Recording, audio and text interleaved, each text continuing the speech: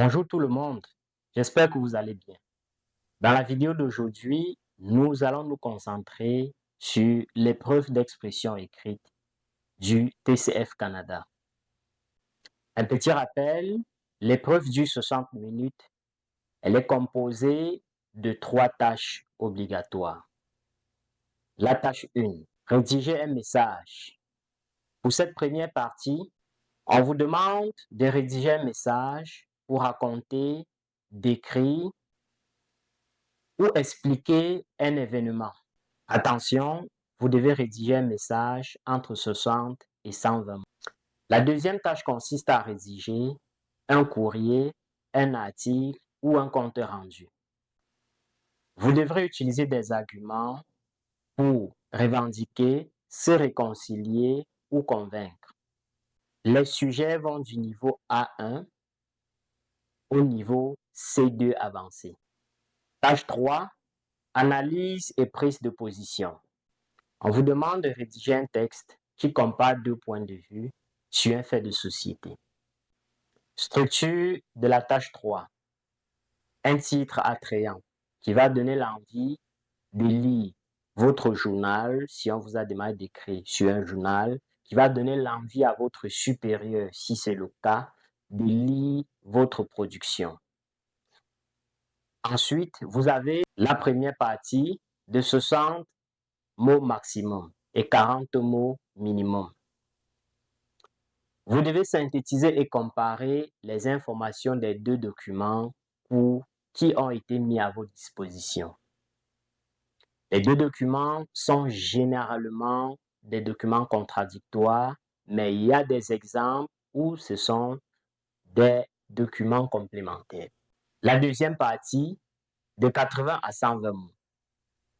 Vous devez prendre position, donner votre opinion et argumenter avec des exemples en utilisant des structures comme « à mon avis »,« selon moi »,« je pense que »,«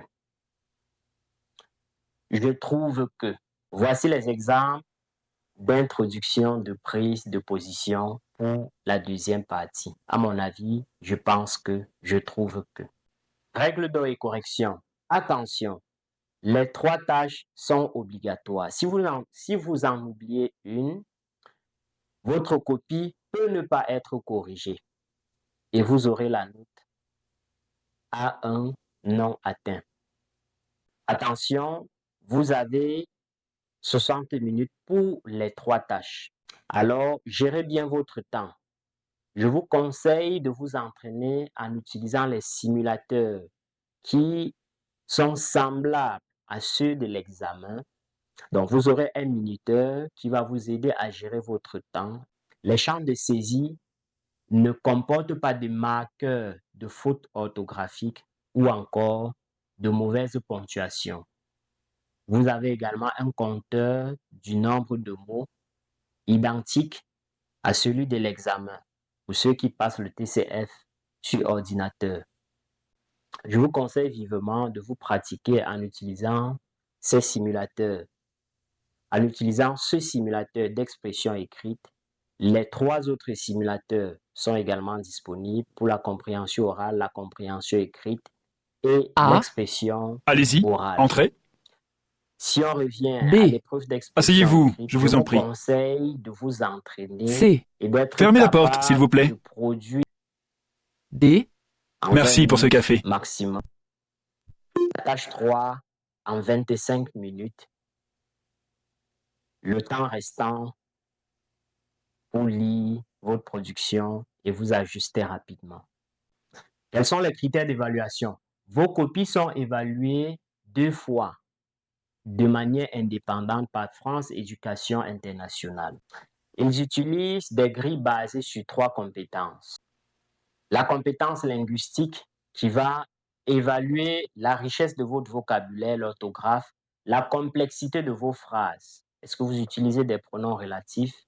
Est-ce que vous utilisez des tournures de phrases complexes? La deuxième compétence, la compétence pragmatique.